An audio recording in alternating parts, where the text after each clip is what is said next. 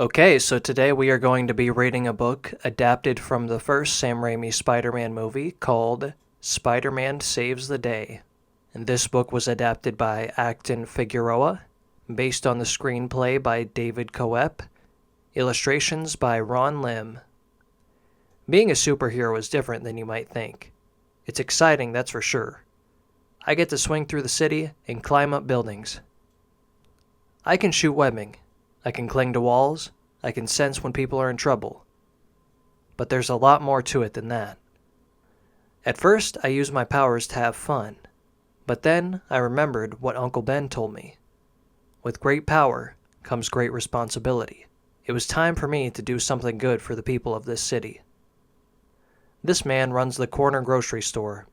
He's been there for years. All the kids buy candy from him. He's a nice man. Oh no, I hope this isn't going where I think it is. But bad guys will be bad guys. One night, somebody tried to rob him. The grocer was in big trouble. Okay, I thought it was going to go in a totally different direction, but yeah.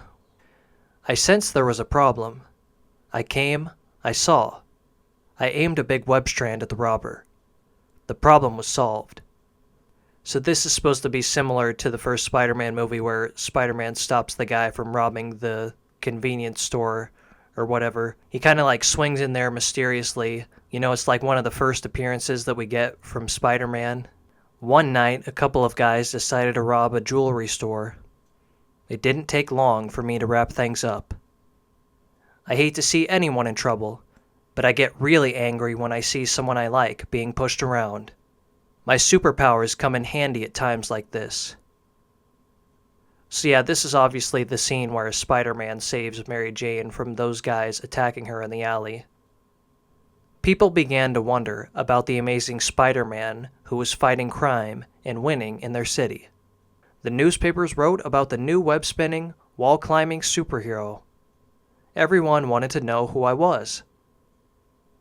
I don't usually take credit for the good deeds I do, but sometimes I can't help myself. That note was also in this movie as well. It's kind of cool they added it in this book. Some people think I'm crazy to do what I do. It is dangerous. And some people think I might be dangerous too. People can think whatever they want. I have a job to do, and I do it. Knowing I've helped someone is all the reward I need. Yeah, and this is the scene where he rescues the baby from a burning building. Some people have the wrong idea about me. Until they see me in action. This is the best part of my job. Okay, so I just want to point out something here. They're leaving out the fact that he would have faced the Green Goblin at this scene in the movie.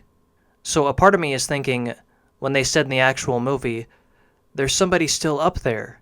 And then he goes back into the burning building, and then he finds out that it's actually the Green Goblin who's in the burning building. They're taking that idea and they're having the Green Goblin not be in the burning building, and they're literally having an actual person who's not the Green Goblin be in the burning building, and they're having Spider-Man actually rescue somebody from the burning building. But I don't know, that's just what I think they could have done here. Whenever someone in this city needs me, I'll be there. You can be sure of that. I'm your friendly neighborhood Spider-Man. Okay, well that was Spider-Man Saves the Day. Let me know what you thought about this book. I thought it was pretty good. I thought it adapted some scenes pretty accurately.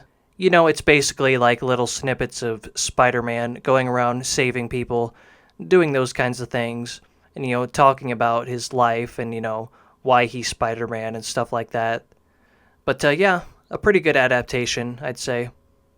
So, if you enjoyed the video, make sure to subscribe and leave a like. And, with that being said, I'll see you next upload.